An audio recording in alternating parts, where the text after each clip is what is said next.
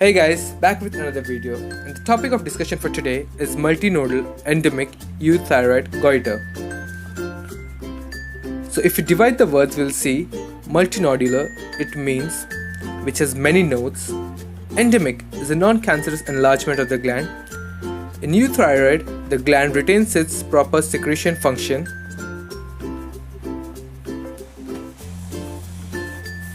And goiter, which is swelling of the neck due to enlargement of the thyroid gland.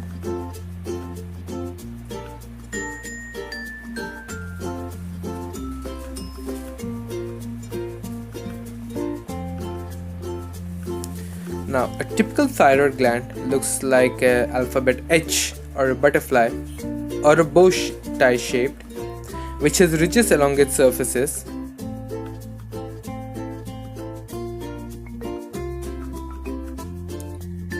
Which has two lobes on either sides and divided by the isthmus in between them. Now, due to pathological processes, there are nodules which causes the enlargement of the gland, and since it's located in the level of C5 to T1, you'll always see that a normal neck, because of the pathological process, always swells up and looks too puffed. Now, the methods to determine them are: first, determination of the serum TSH, T3 and T4. There is thyroid stimulating hormone, triiodothyroxine and tetraiodothyroxine. Then we also see low iodine excretion in urine, which is less than 10 milligrams per day. And often, which is most important that we see, is elevated TSH level. Normally it should be 0.2 to 5 mmol per liter, but the level of T4 is reduced, which is normally should be 64 to 150 millimole per liter, but the level of T3 in this is normal or elevated, that is 1.2 to 2.8 millimole per liter. This is the gold standard and confirms the diagnosis.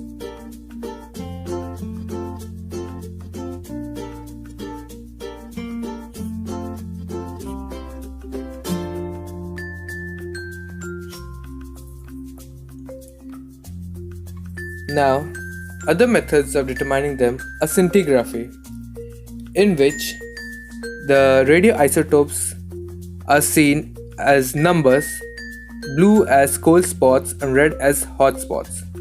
The red spot, it means there is increase in blood supply. The metabolism over that area has increased. Ultrasound plus fine needle biopsy is done to confirm and to take the tissue samples of them. In cytological way, we see that there is increase in the volume of the thyroid gland. In mediastinoscopy and laryngoscopy, we determine the main mediastinal organs like larynx, trachea and vocal cords. Now, often a term associated with them is sporadic goiter.